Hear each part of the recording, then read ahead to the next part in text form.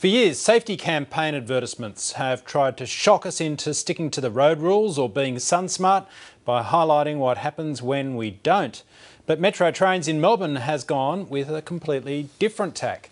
A quirky clip called Dumb Ways to Die uses dark humour to promote its rail safety message. It features animated characters killing themselves in a variety of strange methods. Let's take a look at some of it now. Invite a psycho killer inside. Scratch a drug dealer's brand new ride. Take your helmet off in outer space. Use a clothes dryer as a hiding place. Dumb ways to die. So many dumb ways to die. Dumb ways to die. So many dumb ways to die. Dress up like a moose during hunting season. Disturb a nest of wasps for no good reason. Stand on the edge of a train station platform. Drive around the boom gates at a level crossing. Run across the tracks between the platforms. They may not rhyme, but they're quite possibly the dumbest ways to die. The dumbest ways to die. The dumbest ways to die.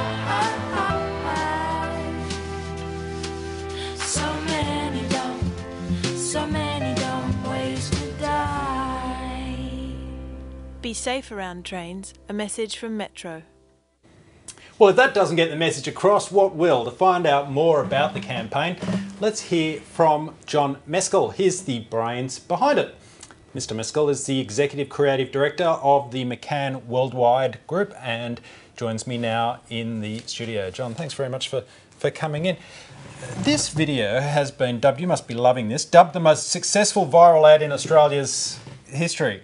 It has been because it is, and I've stopped counting the YouTube views now. It's up to 15, 16 million or something so far, but it's the shareability of it that's really gone crazy. It's the most shared video in the world right now. Okay, what makes it so easy to, the shareability, that term, what do you mean by that? Well, people are sharing it with their friends on Facebook and via Twitter, because that was the key metric for us. We've got a safety message, and we're talking to people who don't want to hear a safety message, and they will reject it if it comes from an authority.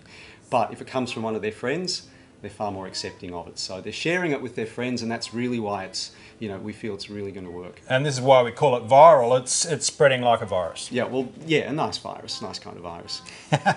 It deals with a pretty serious subject matter in a very light, friendly, upbeat way. Yeah, look, I guess it's incredibly morbid but super cute, and when you collide those two, that's where the humour comes from. So, I guess you can deliver a serious message without it being gruesome. Well, I suppose it is gruesome though, isn't it? But you can do it with humour, you can do it with entertainment values. That's what makes it shareable. How hard is it as a creative person to harness the power of a simple concept?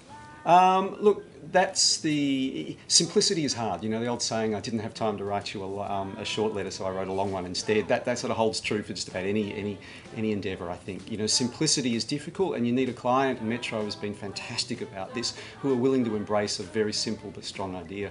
What was the brief? Did they come to you asking you to create a viral ad like this, or did the idea come first and then the Metro Train got on board? Yeah, Metro are a client of ours, and we work a lot with them, and they came to us with, look, we need to tell.